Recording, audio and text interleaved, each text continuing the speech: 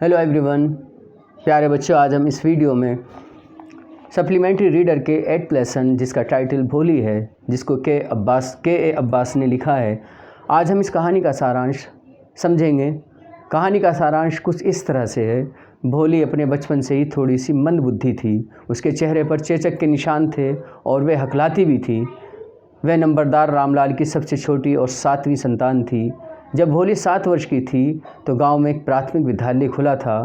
भोली को स्कूल भेजा गया। उसकी अध्यापिका भोली में विशेष रुचि लेती थी। भोली अपनी पढ़ाई में रुचि लेती थी। कई वर्ष गुजर गए। गांव एक छोटा शहर बन गया। छोटा प्राथमिक विद्यालय हाई स्कूल तक हो गया। गांव में दूसरे विकास भी हुए। एक रात खाने के बाद रामलाल ने अपनी पत्नी से पूछा, क्या मैं विशंबर के साथ भोली के विवाह का प्रस्ताव रखूं? विशंबर दूसरे गांव में रहने वाला एक धनी पंसारी था, परंतु वह रामलाल की उम्र का था और वह लंगड़ाता भी था। उसने दबाव दिया कि विशंबर निश्चित रूप से प्रस्ताव को स्वीकार कर लेगा। विशंबर नाथ चमक दमक के साथ बड़ी बारात लेकर आया। रामलाल ऐसी चमक और शान को देखकर फूला न समाया। जब शुभ घड़ी आई तो पुजारी ने कहा, दुल्हन को लाइए। भोली को दुल्हन की लाल रेशमी पोशाक में पवित्र अग्नि के समीप दुल्हन के स्थान पर बैठाया गया। जब दूल्हा दुल्हन के गले में माला डालने वाला ही था तो एक महिला ने दुल्हन के चेहरे से रेशमी घूंघट खिसका दिया। विशंबर की नज़र एकदम दुल्हन के चेहरे पर पड़ी।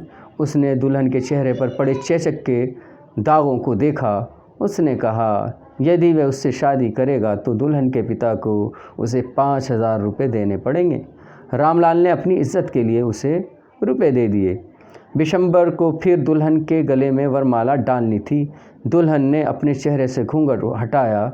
उसका हाथ तड़ित के क्रोध के समान तेज़ गति से आगे बढ़ा और माला आग में गिर गई। उसने अपने पिता से स्पष्ट और ज़ोर की आवाज़ में कहा, पिताजी, अपना पैसा वापस ले लो। मैं इस आदमी से शादी नहीं करूंगी जो कमीना, लालची और घृणित है। रूढ़िवादी लोगों ने अपने जाने माने तरीके से प्रतिक्रिया व्यक्त की और बोले कि भोली बेशर्म है। हालांकि वे उसे गूंगी गाय समझ रहे थे। विशंबर नाथ ने अपनी बारात के साथ वापस चलना शुरू कर दिया। रामलाल हक्का बक्का था। हर आदमी उस जगह से जा चुका था। रामलाल भोली की ओर मुड़कर बोला, अब तुम्हारा क्या होगा? अब तुमसे कोई भी विवाह नहीं करेगा। अब हम तुम्हारा क्या करेंगे? मैं आपकी और माँ की सेवा करूँगी।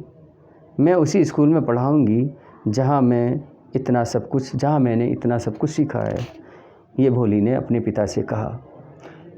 प्यारे बच्चों, अभी आप सप्लीमेंट्री रीडर के 8th लेसन भोली, जिसको के ए अब्बास ने लिखा है, का सारांश सुन रहे थे।